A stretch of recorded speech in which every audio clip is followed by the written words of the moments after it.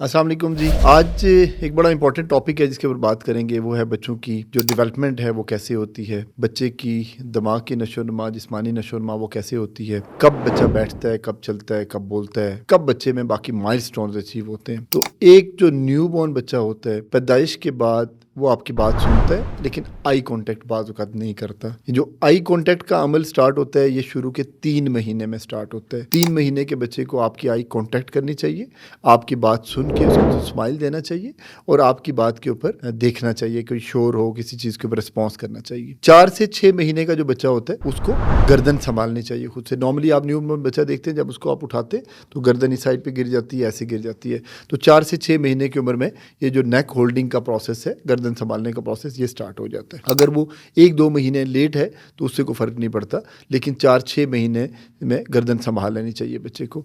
अब ज़्यादा जो पेरेंट्स कंसर्न होते हैं कि बच्चा बैठता नहीं है, 8 महीने का बच्चा लेके आते हैं, कहते हैं जी दादी कहती हैं या नानी कहती हैं कि बच्चा खड़ा नहीं होता, चलता नहीं है, पैरों पे वजन नहीं डालता। तो बैठने की जो उम्र है वो बच्चे 6 से 9 महीने में टेक लगा के बैठते हैं और 9 से 10 महीने की उम्र में बगैर टेक के बैठ जाते हैं। ये एक बच्चे की नॉर्मल जो ब्रेन की डेवलपमेंट है वो होती है। अब बच्चे ने खड़ा कब होना होता है? बाद बच्चे 9-10 महीने के बाद क्रॉलिंग करते हैं और बाद बच्चे क्रॉलिंग भी नहीं करते, वो सीधा खड़ा होते हैं और खड़ा होकर फिर उसके बाद चलना शुरू हो जाते हैं। बच्चा 10 महीने से लेके 12 से 14 महीने के दौरान खड़ा होता है पकड़ के और उसके बाद इंडिपेंडेंट चलना शुरू हो जाता है। लेकिन अगर आपका बच्चा 15-18 महीने का हो गया, अदरवाइज वो ठीक है, उसको कोई और मसला नहीं है और वो खड़ा होकर चलता नहीं है खुद से, तो परेशान होने की जरूरत नहीं। 1.5 साल आप कम अज़ कम इस बात का इंतज़ार करें।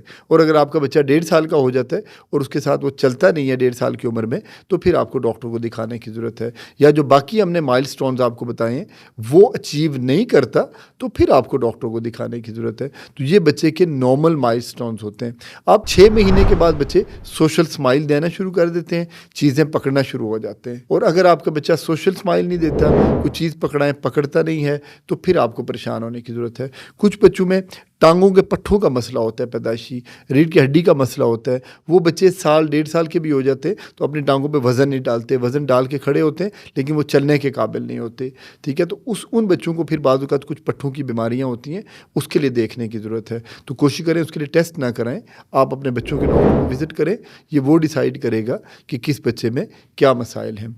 अगर मेरा बच्चा देखता ठीक है, मुस्कुराता ठीक है, पहचानता है और वो बाकी चीज़ें अचीव करता है और 1-2 महीने अगर लेट है तो उसमें परेशान होने की ज़रूरत नहीं है।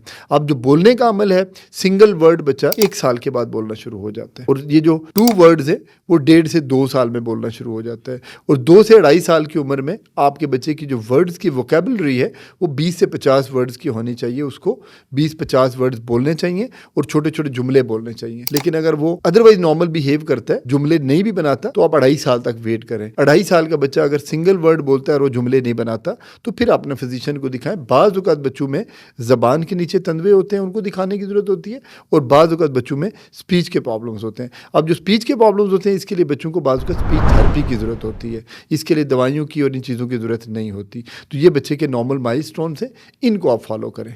बहुत शुक्रिया।